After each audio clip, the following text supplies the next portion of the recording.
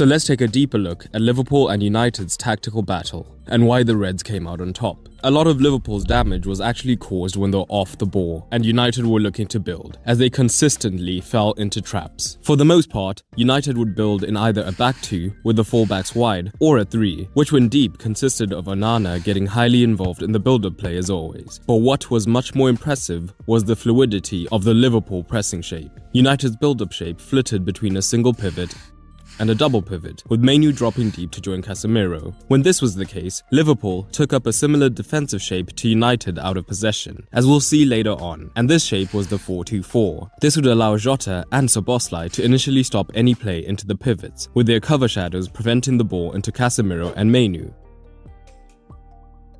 But the most important thing is that Liverpool wanted to be aggressive in this shape, a big difference to what United did when they were in their 4-2-4. This would initially be through Salah being highly aggressive, with the out-to-in press onto Martinez, and here is where Liverpool began setting up traps.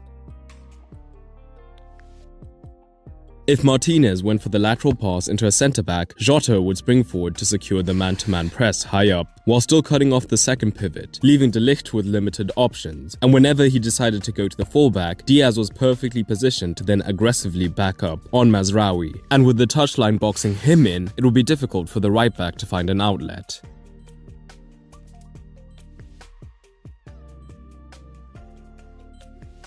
But similarly, from this aggressive 4-2-4, when United were forced to play backwards, Szoboszlai was quick to join onto Onana, again always keeping the outlet option in his cover shadow to force the United backline to be playing under immense pressure leading to errors. The effectiveness of this press was facilitated by Slot making the most of his player's ability, particularly Szoboszlai's massive engine. In this case, as he was the only one with an engine big enough to support Jota and Salah in the press, while still being able to get back into the midfield. This was also backed up by the structure of the team, as Gravenberch took up this position, ready to cover Salah if the chip ball did come over the top. And United primarily operated with a staggered midfield, and Casemiro would often be deeper than Manu, meaning Liverpool could instantly change to more of a lopsided 4-2-3-1 pressing shape, with Salah and Jota readily looking to press the centre-backs.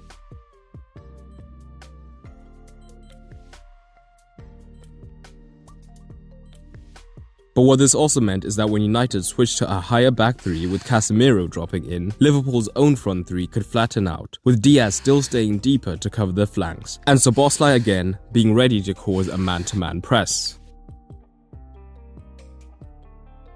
This system, however, also introduces more complexity for Liverpool when pressing, as it is highly dependent on the entire unit reading the press triggers correctly. This is the perfect example where that doesn't happen, as Liverpool are in the 4-2-3-1, with McAllister and Szoboszlai having rotated. Szoboszlai and McAllister are in the same vertical line, where usually when Szoboszlai is the higher presser, he would be in this zone, and this now means that United, when they switch to a double pivot, have Manu free and he can receive under no pressure, allowing them to begin the play out. It meant when Casemiro did receive the ball, even with the time to turn, having no easy options close by meant that he was expected to attempt ambitious progressive passes to get United's attackers into dangerous positions, and this would mean the ball would be lost more often than not, allowing Liverpool to counter-attack aggressively into these areas that the fullbacks had vacated as they were expected to push high. Having just one pivot also means that if he's bypassed, there is zero extra protection in front of the centre-backs, leading to easy counter-attacking opportunities both centrally and wide. The first goal is of course the perfect example of this, as under zero pressure, Casemiro attempts a line-breaking pass to Dalot, which is easily read.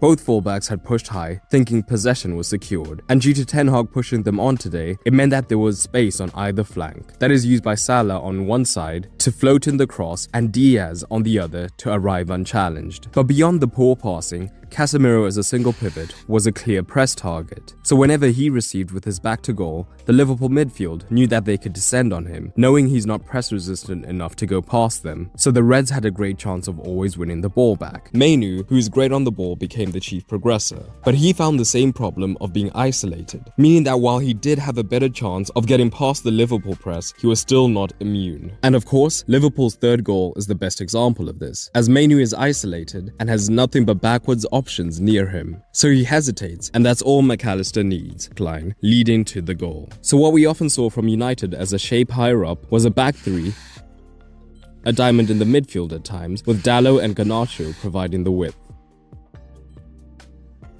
Presumably the reason for this shape was Ten Hag's desire to overload the opposition's deepest midfield line, as if United were able to work the ball into this region, having a 3 versus 2 in zone 14 would mean they were one well-executed combination away from getting into a goal-scoring zone. Additionally, being aggressive with Dalot in the wider zones would allow Rashford to move into these inside positions, closer to his preferred inside forward position, while still being able to drift wide, as with Salah higher up, a potential isolation against Trent was a major threat, which we did see hints of at times. But even when Trent was touch tight on Rashford, preventing any danger occurring, Xerxes would be quick to look to provide a passing option and move deeper, drawing a centre-back high and creating a channel for the third man runner to move into unchallenged.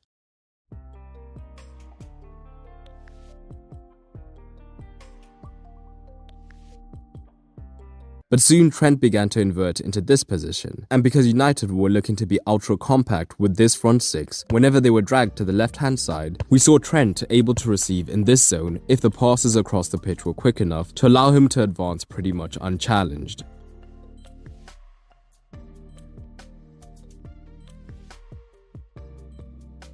And this is a ploy we began to see teams use more and more against this increasingly prevalent 4-2-4, as the shape means that the defensive team is often 3 versus 2 down in the midfield, banking on cutting off any potential midfield overloads by preventing the ball getting into the midfield in the first place. So when a side is able to begin play on one side and drag that double pivot across, the third midfielder or inverted fullback is then often well positioned to take advantage of this. But Liverpool were even more dangerous when they lured United into presses. This could be when they began with 2 centre-backs, as at times, Fernandes and Xerxes would identify this as the perfect opportunity to apply pressure man-to-man. The knock-on effect would be now the midfielders, who before were protecting zone 14, were now lured into the double pivot. And while it was man-to-man here, they could still be effective. But with Szoboszlai as the extra man, there would be potential for a quick pass finding him unchallenged in zone 14. In addition to Salah, who recognized United pressing as the perfect chance to move into the space created, to increase the numbers between the lines. Or alternatively, if they were able to get past the 1v1 pressure, they would be moving into a dangerous zone. And this is the perfect example, as the front two are drawn onto the centre-backs, and Mainu and Casemiro look to back this up. But Gravenberch turns Mainu, as he was slow to recognize the press. And now Liverpool have acres of space, eventually leading to the disallowed goal. And as mentioned, Liverpool could also switch to a 3, with Robertson as the left centre-back. If Garnacho was baited into the press, this would then cause problems. Again because of the 3 versus 2, meaning Szoboszlai could shift out wide. This would cause massive problems if the pivots came across, because as discussed, the far side midfielder would then have room.